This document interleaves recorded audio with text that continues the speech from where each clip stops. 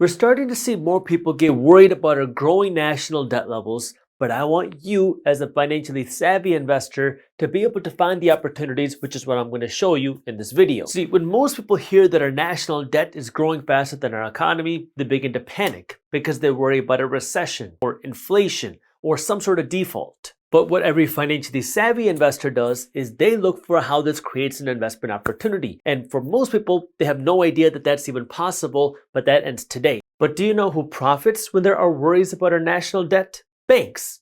But not in the way you think. But before I explain further, I have to give you the disclaimer. Investing has risks. You are never guaranteed to make money when you invest. In fact, you will lose money at some point. So make sure you always do your own due diligence and never blindly trust a random guy on YouTube. And when you're making your investment decisions, you want it to make at least 3 points of sense. Number 1, it has to make legal sense. Number 2, it has to make financial sense. And number 3, it has to make moral sense for you. I am not going to be the judge of your moral compass. You have to decide what is right for you morally, because there are certain investments that I will not make because it doesn't align with me morally. So you have to decide what's right for you here. It's got to make legal sense and it's got to also make financial sense as well. So let me show you what's going on, and then I'll show you how this can potentially create an investment opportunity. Over the last decade, between 2014 and 2024, we saw our economy, which is measured through a number called GDP, grow from $17.6 trillion to around $27.9 trillion, which means our economy had grown by around 59%. Over that same time period, we saw our national debt grow from around $17.8 trillion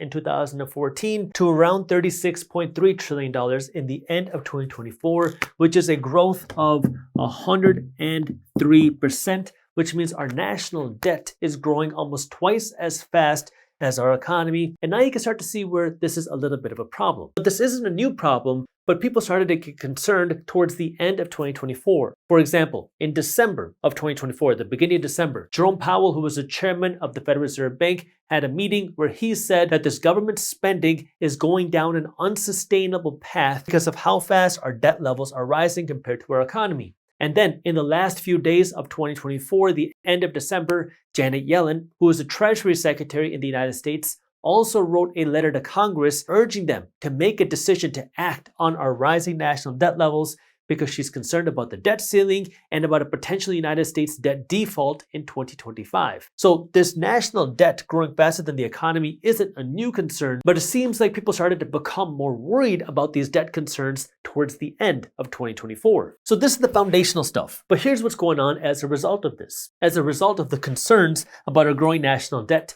we have seen treasury yields rise. A treasury is a loan to the government, and a treasury yield rising means that the government has to pay out higher interest in order to incentivize people to continue lending money to the United States government because people are getting concerned about these growing national debt levels. And this is where now you want to understand, along with every other financially savvy investor, how can this create a potential investment opportunity for you? Because we know 2025 is going to be a very interesting year. Now, this is one of the reasons why on January 7th, 2025, I'm hosting a free, live, and virtual wealth building workshop where I'm going to be going over, number 1, how you can build an investment strategy for you. Number 2, how you can actually find unique opportunities in 2025. And number 3, how do you actually research those opportunities in 2025? So if you want to join, all you have to do is click the link below to reserve your spot because we have a limited number of seats available. And depending on your time zone, I'm doing 2 different workshops live on January 7th, one in the morning at 10:30 a.m. Eastern Standard Time, and again in the evening at 8 p.m. Eastern Standard Time. So again, if you want to join, just make sure you reserve your spot soon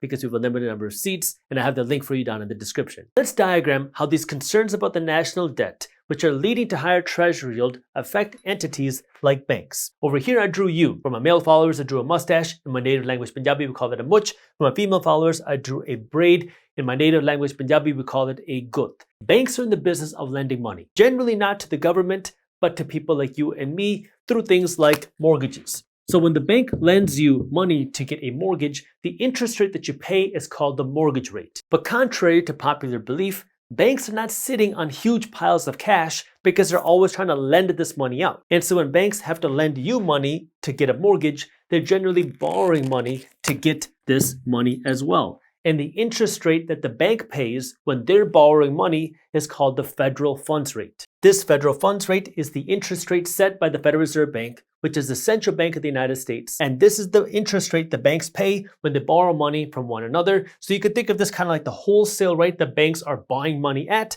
and then they sell it to you at the mortgage rate. This margin right here between the mortgage rate that you pay and the interest rate the banks pay to borrow the money is called the net interest margin. This is where things start to get interesting, because if you look at what happened in 2024, the Federal Reserve Bank cut interest rates 3 times in 2024, which meant that this federal funds rate fell. But if we take a look at mortgage rates over 2024, mortgage rates actually went up across the year in 2024, which means this net interest margin actually became larger because federal funds rates fell while mortgage rates went up. Now let's tie this entire video together. Why did we see mortgage rates go up while federal funds rates went down? Remember what I said just a few minutes ago, that we're starting to see more people get concerned about this, our national debt levels, and as people are getting concerned about our national debt levels, treasury yields have been rising. Now, if you read any economic textbook, what it will tell you is that lending money to the government is considered a risk-free investment, and the interest rate that the government pays you is considered the risk-free return. That means that people assume that the government will always pay their bills, and so lending your money to the government should be a risk-free investment, so that should give you the lowest potential return, because risk versus return. The riskier the investment is, the higher rate of return that you should expect. I mean, if I have to debate between investing my money into my broke cousin Bunty, or into Amazon, or into something like the United States government, I'm gonna expect a higher rate of return from a broke cousin Bunty because he doesn't pay back his bills. And so because it's more risky of an investment, I want a better rate of return. And so what we've been seeing happen is because of the concerns about our national debt that we've been seeing towards the end of 2024, treasury yields have been rising, which means investors who lend their money to the government, which is anybody, regular people, you and I can lend money to the government. Foreign countries like Japan and China are lending their money to the government. And the Federal Reserve Bank, which is the central bank of the United States, lends money to the government. So when people are concerned about this and treasury yields rise, that means that risk-free return is also rising. Which means if a bank is debating on who they should lend money to, and they're debating between lending money to you or the government, and the government is paying out a higher rate of interest, they have to charge you an even higher rate of interest. Because banks are not in the business of lending money to the government, they want to lend money to you because you're going to pay out a higher rate of return than the government. And so this is why throughout 2024, despite the fact that the Federal Reserve Bank was cutting interest rates, mortgage rates went up out of concerns about the national debt levels. And this has created a wider spread for banks, allowing banks to make more potential profit off of this net interest margin. And not to mention the fact that when interest rates go down, the federal funds rate goes down, banks also pay you less interest on your savings, whether you have a high yield savings account or a regular savings account. In 2024, you probably got a few emails saying, hey customer, thank you for being a great customer, but because of changes in the economy and the Federal Reserve Bank, now we have to pay you less interest. Because as this interest rate goes down, your savings also pay you less interest. So banks are paying out less interest on your savings, they're paying less money to borrow money, but they're also charging you more money on your mortgages. But this is one of the reasons, not the only reason why, but one of the reasons why Fitch, which is one of the big 3 credit rating agencies, says that mortgage lenders, now again, you can start to understand that investing into these types of niche opportunities has risk because things can change on a dime. I mean, people's perceptions about the economy or national debt levels can switch tomorrow. We could enter a recession that could change things completely. But you want to understand the different things that investors are looking for. That way you can find a good investment for you. Now,